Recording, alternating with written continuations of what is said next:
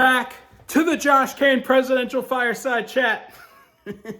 I recently gave a behind-the-scenes full studio tour to what turned out to be a fair weather fan of the show. He allegedly loved season 1, and then he came over the other day, and I gave him the full tour, and he's like, "Well, I am not really into season 2." And I was like, "Well, what's wrong with season 2?" He's like, "I don't know. I haven't watched any of the episodes." For shame on you, P2 Phil. The prerequisite for enjoying the show is all previous episodes because they're all tied together. The Gilded Age is the most fascinating time to me in maybe in American history. And all these people are all interconnected. We're on to episode number 211. We're going to try and do 2 people today. The late, great Wild Bill Hikock and the late, great Buffalo Bill Cody. So I have to make a confession.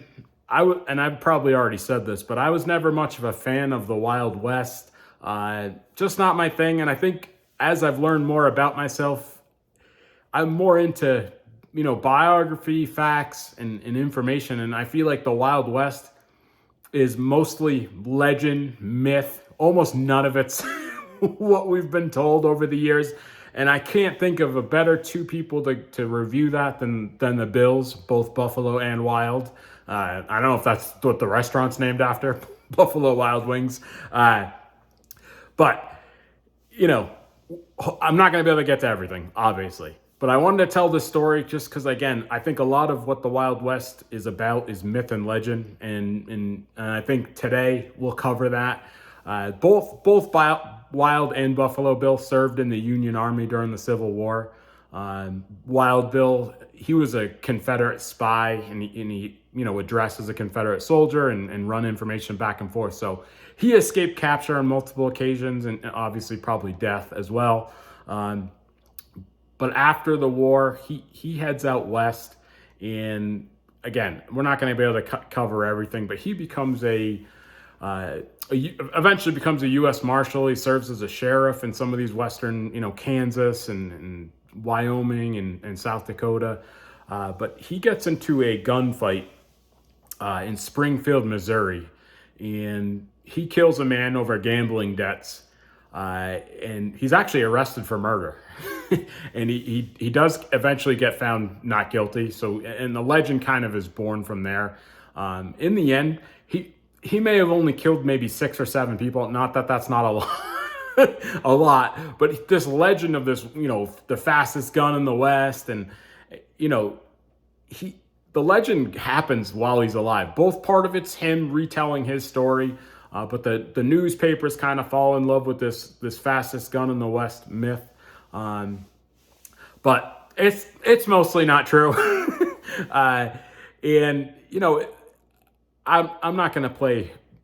I'm not a psychologist.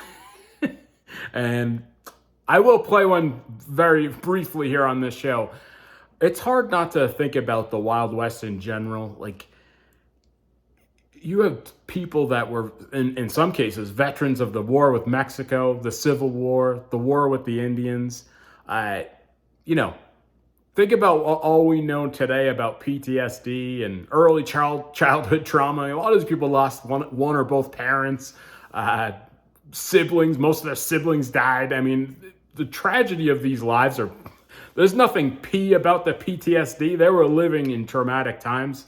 And you just wonder, a lot of the people in the Wild West were like raging alcoholics, degenerate gamblers. And unfortunately for Wild Bill, he was both a raging alcoholic and a gambler. So at the end of the day, I had such a sense of sadness about his life. He becomes this famous gunman out in the West. So he lived in constant fear of being murdered. I think one of the worst fates was being famous and poor. Again, he was a degenerate gambler, never had any money, just bounced from town to town as a U.S. Marshal or sheriff. And again, just constantly, he would always go to the saloons and have his back to the door because he was under constant threat of being murdered. And unfortunately, that day eventually does come where he is murdered playing poker, famously or infamously. So at the end of the day, like, his life was really quite sad. You know, he was only like 39 years old. He had just gotten married to a woman that was running a circus, which was actually a pretty popular thing back in those days, like traveling circuses. But yeah, Wild Bill, not good with money. You know, you think about prohibition, doesn't come out of nowhere. America is suffering through like a massive substance abuse problem, and it really is during the Gilded Age. I don't want to just pick on Wild Bill. Lots of people on the frontier. Drinking was a huge problem back then, especially on the frontier. So, you know, again, you just wonder about the PTSD and the suffering. You know, you don't ever hear about that part of the Wild West. Like, we have this image in our head of cowboys and individuals, freedom, and all this nonsense. And it's nonsense. You think about like even the cowboy, our idea of the cowboy is like mostly not true. Half the cowboys would have been black, Mexican, Indian, Chinese, and even the white ones, most of them would have been foreign. English wouldn't have been their first language if they spoke it at all. These were low-wage jobs, low wage, low skill, for big meat. So, I don't know. The whole image we have of the West was all, you know, born out of a guy like Wild Bill as the fastest gun in the West, and most of it's not true. So I don't know. He became a legend in his own time. The dime store novels that, you know, and the newspapermen would just basically made up a lot of these stories. And he's murdered in South Dakota. He goes to Deadwood. He's looking to strike it rich in gambling, but he's on the streets, either Cheyenne or Deadwood, one of those towns.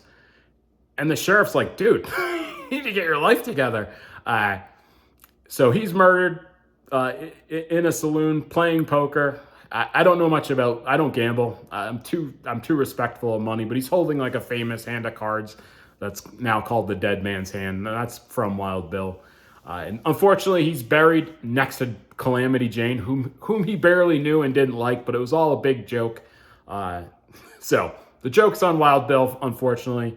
But he's killed in August of 1876, so he wasn't even alive for the stolen election of 1876.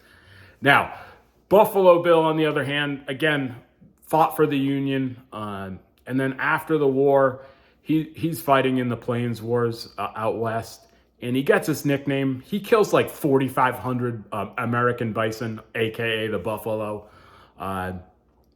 So we already talked about that. You know, we were basically our big strategy was to kill the Indian food supply.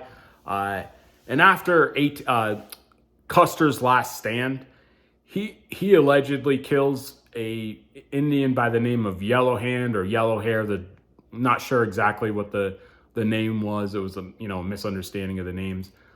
And allegedly he scalps the Indian and said that was for Custer. But even that was most likely not true.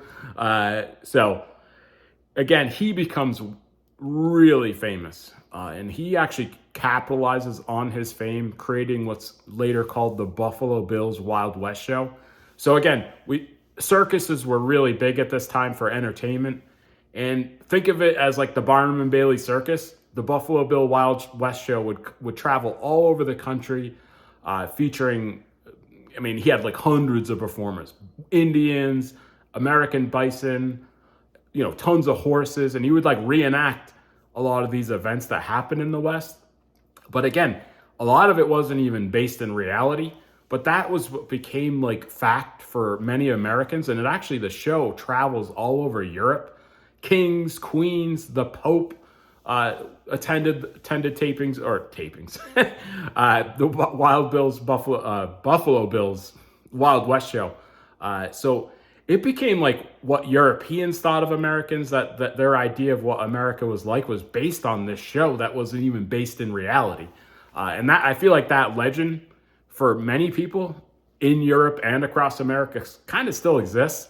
And again, it's mostly not true. I never could get into like spaghetti westerns, dime store novels. Like, it's not my thing. And now that I've spent some time reading a lot of books about people in the Wild West, like I appreciate the West a lot more now because I want the authentic version of it. And things like the Buffalo Bill's Wild West show is not based in reality. But again, millions of people saw the Buffalo Bill's Wild West show. I mean, it was outside of the Chicago World's Fair. Now, we haven't talked a lot about that yet, but that was one of the biggest events of the Gilded Age and maybe of all time in human history. The show ran for like 6 months in 1893. And we're going to go into further detail as I'm doing a whole episode dedicated to Chicago, because Chicago's like one of the great cities of the Gilded Age. The Chicago World's Fair is one of the great, events of the Gilded Age. And he wasn't allowed to perform inside the fair, but he set up right outside one of the main gates. So his show, a lot of people just came to Chicago, saw the Buffalo Bill's Wild West show, and were like completely satisfied. They didn't even realize that wasn't the whole Chicago World's Fair. So tens of millions of people saw it. He toured all over Europe on multiple occasions. Again, millions and millions of people saw the show. And again, that serves as like the basis for what a lot of us know about the Wild West. He profited from that show. So Wild Bill, he performed in the show as well, but he just couldn't keep it together. I don't know if it was the gambling and the alcohol. He just wasn't able to keep up with it. Where Buffalo Bill, he stuck with it. He's a part of the founding of Cody, Wyoming. But when he dies, Cody, Wyoming wanted him to be buried there for tourist purposes. People visit graves. I know I'm one of them. But he ends up being buried in Golden, Colorado. Cody, Wyoming was very upset, but he ends up being buried in Colorado because, again, everybody wanted the tourist attraction for their town. So, all right, book recommendations. We've got some great books. Wild Bill, this is your straight up biography. So again, it's going to cover a lot more than what I was able to do today. His life is really fascinating, but ultimately super sad. Again, dead at 39 years old. And then even in death, his friends kind of, he's linked forever to Calamity Jane, which he had no relationship with. He barely knew the woman. Maybe he knew her a couple of months. Sad times for Wild Bill. And then this was probably my least favorite book that we're going to review in this show, Buffalo Bill's Wild West. Only because it just went into too much detail about the show, which I guess on one hand was kind of interesting, because Sitting Bull performed in the show, and it was almost like it's pretty terrible, in retrospect, obviously. The Indians were basically treated like zoo animals. A lot of people had never seen an Indian. Eventually he gets Asian performers, again, exotic. It was termed almost like exotic people that people had never seen before, Samoans and Asians or what have you. So it was interesting. I don't want to beat up this book too much. It just got a little repetitive after a while, and it just went on. I mean, this show went on for a long time. He was an old man, and he was still performing in the Wild West, pretending to be Custer. So, a lot of the stuff we know about Custer's last stand basically come from Buffalo Bill's Wild West show, again, which was all nonsense. So, it's interesting. The Wild West is definitely fascinating. Again, but most of what we know is probably not true.